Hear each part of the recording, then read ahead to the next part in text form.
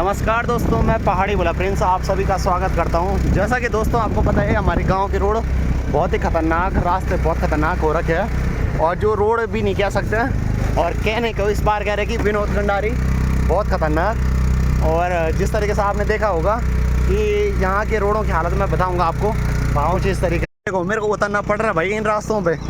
ये है सड़क, कहते हैं ना, विनोद कंडारी कहता है कि ये हमारी सड़क बनाई हुई है। तो एक बार मैं कहना चाहूँगा, चाहे विधायक हो विनोद कंडारी से और यहाँ तक कि हमारे जो नए उम्मीदवार है प्रधान जी क्षेत्र पंचायत जिला पंचायत से, कि ये हमारे गांव की रोड है। और ये देख रहे होंगे हमारे गांव के रोड की हालत।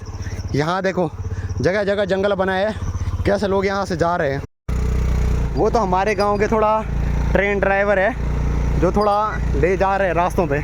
यहाँ देखो ना, ये है रोडों पे इतने बड़े रास्ते टूट रखे हैं, कभी कोई आने वाला यहाँ है नहीं। और कहते हैं कि वोट के लिए। तो मैं आप लोगों से यही कहना चाहता हूँ कि यहाँ के जब तक रोड रास्तों के सुधार नहीं किया जाएगा तब तक आपको नहीं जाएगा। ये हमें रास्तों में उतरना पड़ रहा है। ये देखो ऐसे हमारी गाड़ियाँ ख़राब नहीं होंगी तो आप जवाबदेही होंगे इन रास्तों के। तो फिर से हमारे पंकज भाई ने आज हमें लेने आ रखे थे। तो ये देख सकते हो, ये हमारे गाँव के रास्तों की हालत है। अगर आप ये मान के चलो कि अगर ये रोड है तो कहाँ है रोड? ये रास्ता दिख रहा हमें, रोड का तो पता ही नहीं चल रहा। क्या कहना चाहोगे पंकज भाई?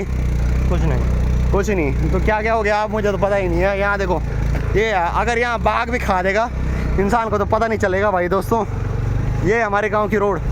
अगर इस वीडियो को ज़्यादा से ज़्यादा शेयर करें ना, ताकि जितने भी नेताएँ हैं इनका थोड़ा पर्दाफाश हो सके कि हमारे गाँव में किस तरीके से रोड है और किस तरीके से रास्ते हैं। क्या जाए कि हमने ये बहुत सारा यहाँ रोज़गार कर रखे हैं और गांव के लोगों को रास्ते या रोड के वो सुविधा दे रखी है। तो ये हमारे गांव के रोडों की सुविधाएं। और मैं कुछ उन उम्मीदवारों से कहना चाहूँगा जो कहते हैं कि हमने आपके गांव में बहुत कुछ किया है। तो ये देखो, ये हमारे गाँव के रास्तों के रोड की हालत। आप हमें ज़्यादा कुछ ना दीजिए, हमारे गांव के रास्तों और रोड की सुविधाएं थोड़ा सॉल्व करने की कोशिश कीजिएगा। ये देखो जैसा कि हमें अनसेफ महसूस होके जा रहा है और इतने रास्ते इतनी रोड ये बहुत बुरी कंडीशन में। अगर खुदा ना खासा कुछ हो जाए तो कौन जिम्मेदार होगा? प्रधान होगा, जिला पंचायत होगा, क्षेत्र पंचायत होगा, या विधायक होगा, या आप लोगों में से जनता होगी कि हमारे गांव की रोड ये ऐसे है, कैसे करके हमें जाना पड़ रहा है। ये देखो भाई साहब, ओ भाई आराम से लेके चलना यार, यहाँ तो मरने वाली मौत हो रही है आजकल।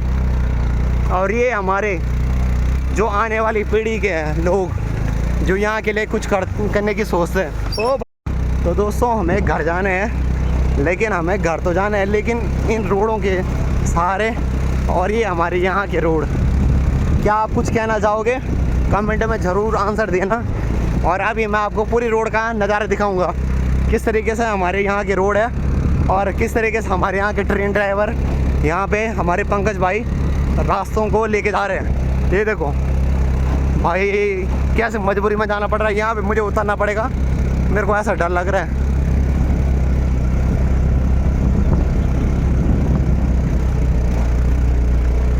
तो ये देखो भाई, ये है तो दोस्तों ये कहाँ लेके जा रहे हैं।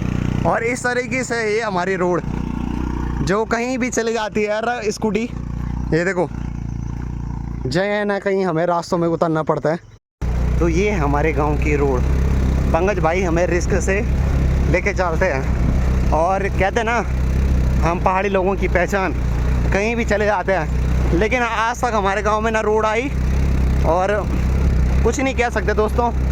जिस तरीके से कहते हैं कि हमारे यहाँ की बहुत यहाँ की रोड बनाने की कोशिश की, तो मैं कुछ नहीं कहना चाहूँगा।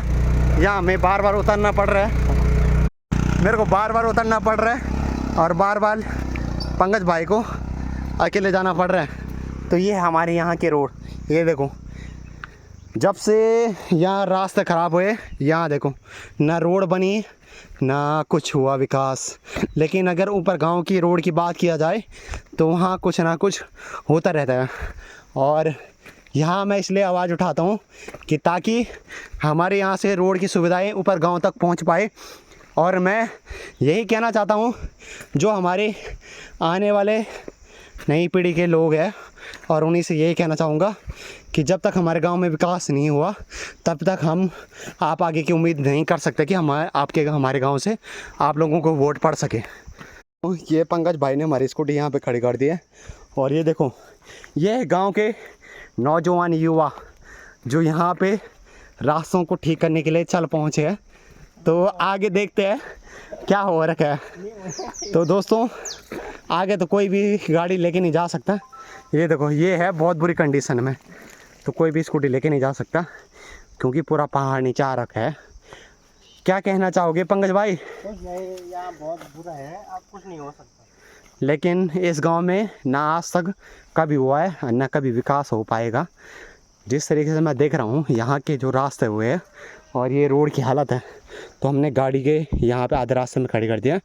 कुछ भी नुकसान हो सकता है आधे रास्ते में, लेकिन आप देख रहे होंगे ये हमारे नौजवान युवा बेरोज़गार भटक रहे हैं। लेकिन यहाँ पे आप दोस्तों देख सकते हो, अभी हमने अपने पापा जी को बुला दिया और यहाँ पे रास्ता खुलवाने के लिए यहाँ पे वो पेड़ काट रहे हैं। तो जितना उनसे हो सकेंगे वो पेड़ काटने की कोशिश कर रहे हैं ताकि हम यहाँ से थोड़ा बहुत रास्ते से यहाँ से अपनी गाड़ी निकाल सकें। और यहाँ पे हमारे पंकज भाई ने बहुत कोशिश की जहाँ से नीचे से रास्ते से रोड लेके और स्कूटी को लेकर आराम से लाए। और आप देख सकते हो जहाँ से लेकर आप देख रहे होंगे नीचे तक सारी रोड ये टूटने में लगी है।